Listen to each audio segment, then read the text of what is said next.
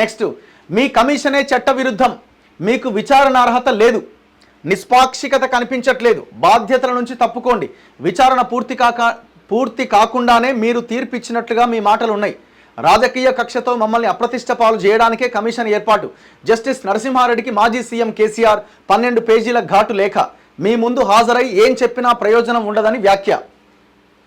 చట్టబద్ధ కమిషన్నే తప్పుపడతారా? చైర్మన్ను బెదిరించడం ముమ్మాటికి ధిక్కారమే. కమిషన్ ఏర్పాటు తప్పు అయితే కోర్టుకు ఎందుకు వెళ్ళలే? కేసీఆర్పై కేంద్ర మంత్రి బండి సంజయ్ ఫైర్. ఇప్పుడు కేసీఆర్ అంటోడు ఫస్ట్ తప్పుకోవాలి. నేను నిన్న కూడా చెప్పిన, నువ్వు ఆ ఫామ్ హౌస్లో ఆ తిని పడుకోవడం తప్ప నీకు ఇంకొక పని ఏం లేదు, తిని తాగి పడుకోవడం తప్ప నీకు ఇంకొక పని ఏం లేదు. నువ్వు శాసనసభాపక్ష నేత బీఆర్ఎస్ పార్టీకి, బీఆర్ఎస్ఎల్పీ లీడర్గా నువ్వు అసెంబ్లీకి రావు. అసెంబ్లీలో ఏదైనా సమస్య మీద చర్చిస్తుంటే నేను చర్చకు రాను అని అంటావు. అట్లా రాజ్యాంగాన్ని అవమానిస్తావు, చట్టసభలను అవమానిస్తావు. మళ్ళీ బయటకు వచ్చి టీవీ 9లో ఆడ ఈడ డిబేట్లలో కూర్చొని 4 గంటలు 5 గంటలు కూర్చుంటావు. నీ బ్యాచ్ ఏమో బయటనేమో అయ్యో ఆయన కాలు ఇరిగింది కదా, నిలబడి మాట్లాడాలంటే కష్టం కదా అని వాళ్ళు మాట్లాడతారు. నీకు 4-5 గంటలు టీవీ 9లో డిబేట్లో కూర్చోడానికి మాత్రం నీకు అన్నీ చక్కగా పనిచేసినాయి.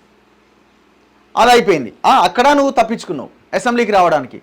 ఒక కమిషన్ వేసి రాజ్యాంగబద్ధంగా ఒక రిటైర్డ్ జడ్జిని అక్కడ నియమించి ఎంక్వైరీ చేసి నీ తప్పులు ఉన్నాయని అందరూ ఆరోపణ చేసి నీకు నోటీసులు ఇస్తే నువ్వు బాధ్యతగా మేమేమీ తప్పు చేయలేదు, మేము చాలా పారదర్శకంగా నిష్పాక్షికంగా మేము వ్యవహరించినాము, రూపాయికి రూపాయి మా దగ్గర లెక్కలు ఉన్నాయి ఇది అని చెప్పి నువ్వు ఒకసారి వచ్చి వాళ్ళ ముందు హాజరైతే ఏం పోతుంది? ఇంకా నీ గౌరవం పెరుగుతుంది కదా. నువ్వు అక్కడ అటెండ్ అయ్యి బయటకు వచ్చి మీడియాని అడ్రస్ చేసి నీ గౌరవం ఇంకా పెరుగుతుంది.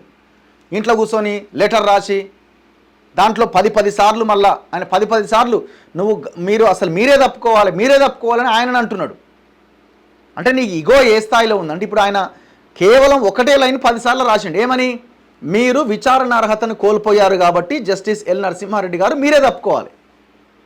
అంటే నాకే నోటీస్ ఇస్తావా నువ్వు?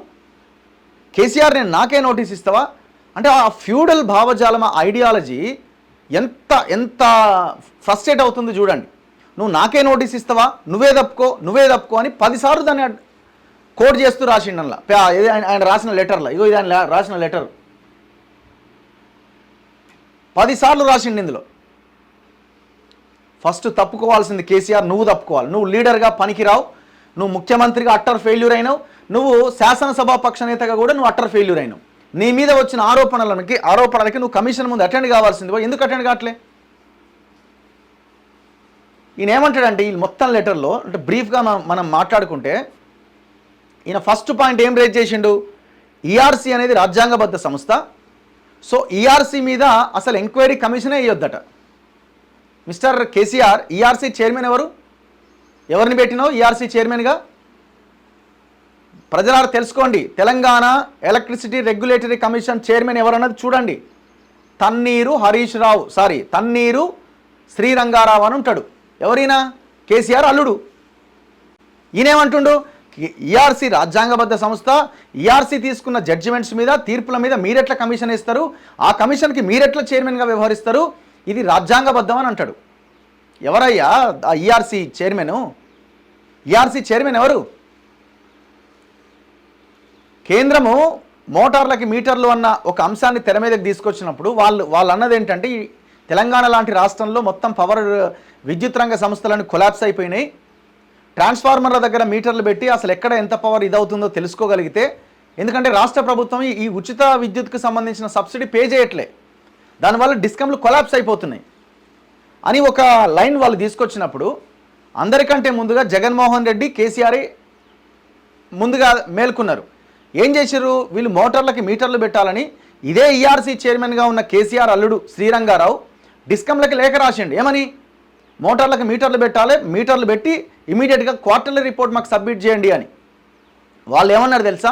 ఇది అఫీషియల్ రికార్డు, నీకు దమ్ముంటే బయటకు వచ్చి సమాధానం చెప్పాలి. అదే డిస్కమ్లు ఏమన్నాయి? మేము ఆర్ఈసీ దగ్గర, కేంద్ర ప్రభుత్వ సంస్థ దగ్గర మేము అప్పుకు వెళ్ళినాం, మా దగ్గర పైసలు లేవు, మొత్తం ముంచేసిరు మమ్మల్ని, ఇప్పటికే అప్పుల పాలైనాం అని వాళ్ళు మేము 98 కోట్ల రూపాయలు మేము అప్పు కింద లోన్ పెట్టుకున్నాం, ఆ లోన్ రాగానే మేము ఆ మీటర్లు పెడతాం, మీకు ఆ రిపోర్ట్ సబ్మిట్ చేస్తామని మళ్ళీ అదే శ్రీరంగారావుకి డిస్కమ్లు రిప్లై ఇచ్చినాయి. ఇది నువ్వు మీ అల్లుడు కలిసి తీసుకున్న నిర్ణయాలు ఇవి. నువ్వు ఈఆర్సీ గురించి మాట్లాడుతున్నావు. కరెంటు బిల్లులు పెంచాలన్నా వద్దా, ఇగో ఇంత పెంచుతున్నామని ఈఆర్సీ బహిరంగ విచారణ పిలుపునిచ్చినప్పుడు ప్రజలు కూడా వెళ్ళి అక్కడ బహిరంగ విచారణలో పాల్గొంటారు. ప్రజలు వద్దు అంటారు. ఈఆర్సీ ఆపుతుందా దాన్ని ఏమన్నా? మీరు ఏ నిర్ణయం తీసుకుంటే గవర్నమెంట్స్ ఆ నిర్ణయాన్ని తూచా తప్పకుండా వాళ్ళు అమలు చేస్తున్నారు. ఇక్కడ మనం ఈఆర్సీనో ఇంకో దాని మీద తప్పు పట్టట్లే, మీరు చెప్పినవి అక్కడ అమలు అవుతున్నాయి. ఈఆర్సీ తీర్పుల మీద ఎంక్వైరీ చేస్తారా అని అంటాడు ఈయన. అసలు నువ్వు జరిగిన అన్ని నువ్వు తీసుకున్న నిర్ణయాల్లో 90% నిర్ణయాలు నీ సొంతంగా తీసుకున్న నిర్ణయాలే. ఈఆర్సీ ఎక్కడ డిసైడ్ చేసింది? ఈయన ఛత్తీస్గఢ్ కొనుగోలు ఒప్పందంలో ఏం అక్రమాలు జరగలేదట. యూనిట్కు 10 రూపాయలు చెల్లించింది ఇప్పటిదాకా. మళ్ళీ ఇంట్లో ₹3.90 మేము చెల్లించిందని దొంగ లెక్కలు చెప్తున్నాడు. ఎంత ఘోరం ఇది!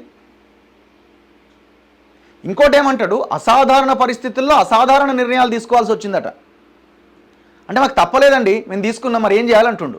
అంటే నువ్వు అసాధారణ పరిస్థితుల్లో అసాధారణ నిర్ణయాలంటే నువ్వు ఒక నిర్ణయం తీసుకోవడంలో దాంట్లో కమిషన్లు తీసుకోవాలన్నది అసాధారణ నిర్ణయమా? అసాధారణ పరిస్థితిలో అలాంటి నిర్ణయం తీసుకుంటావా? ఎంత ఘోరమైన లెటర్ ఇది! నువ్వు పనికిరావా బాబు, నువ్వు నువ్వు ఈ లీడర్గా నువ్వు పనికిరావు, తప్పుకో.